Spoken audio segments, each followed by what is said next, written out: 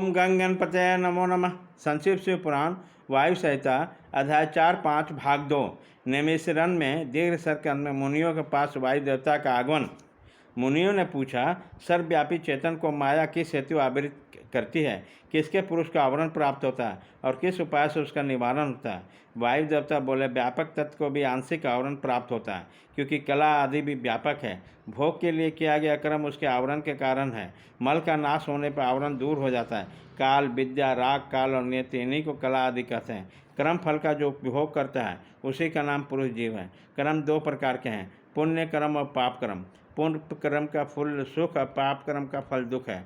कर्म अनादि है और फल का उपभोग कर लेने पर उसका अंत हो जाता है। यद्यपि जड़ चेतन कर्म का चेतन आत्मा से कुछ संबंध नहीं है। यद्यपि अज्ञानवश जीव में उसे अपने आप में मान रखा है।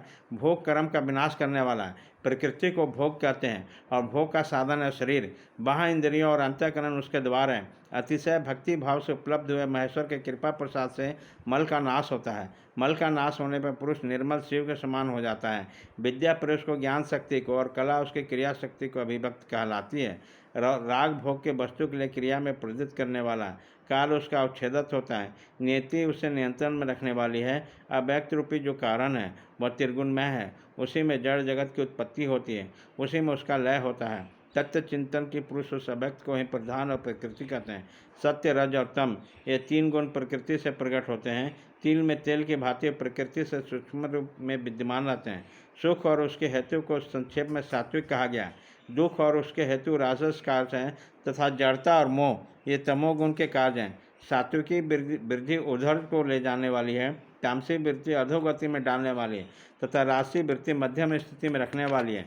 5 तन्मात्राएँ, 5 भूत, 5 ज्ञानेन्द्रियाँ, 5 कर्मेंद्रियाँ तथा प्रधान चित्त, महत्व, बुद्धि, अहंकार और मन, ये 4 अंतःकरण सब मिलकर 24 तत्व होते हैं। इस प्रकार संक्षेप में विकार सहित अव्यक्त प्रकृति का वर्णन किया गया। कारण अवस्था में रहने पर भी इसे व्यक्त करते हैं और शरीर आदि के रूप में कार्य अवस्था को प्रारंभ है तब उसकी व्यक्त संज्ञा होती है।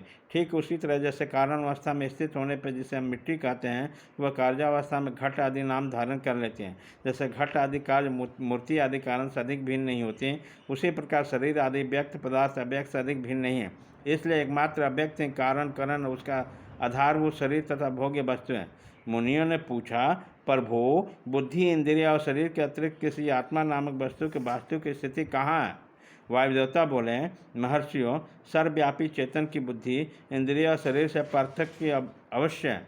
आत्मा नामक कोई पदार्थ निश्चय ही विद्यमान है, परंतु उसकी सत्ता में किसी हेतु की उपलब्धि बहुत ही कठिन है। सत्पुरुष बुद्धि, इंद्रिय और शरीर को आत्मा नहीं मानते, क्योंकि स्मृति बुद्धि का ज्ञान अनियत है। उसे संपूर्ण शरीर का एक साथ अनुभव नहीं होता। इसलिए वेदों और वेदांतों में आत्माओं के पूर्वभूत विषयों का स्मरण करता है। संपूर्ण ज्ञेय पदार्थों में व्यापक और अंतर्यामी कहा गया।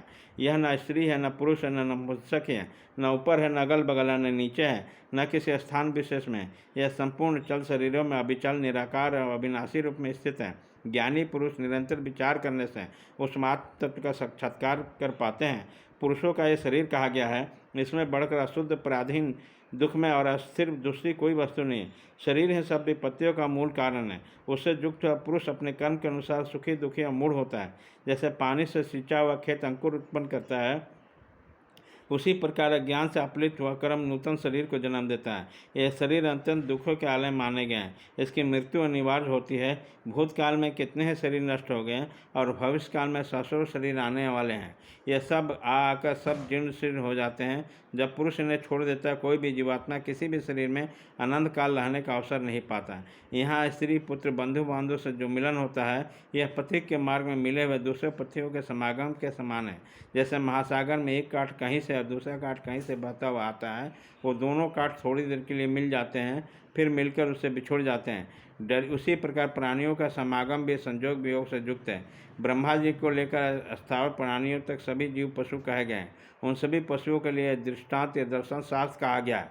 यह जीव पाशों में बनता और सुख दुख भोगता है, इसलिए पशु कहलाता है। यह सब ईश्वर की लीला का साधनभूत है, ऐसा ज्ञानी महात्मा कहते हैं।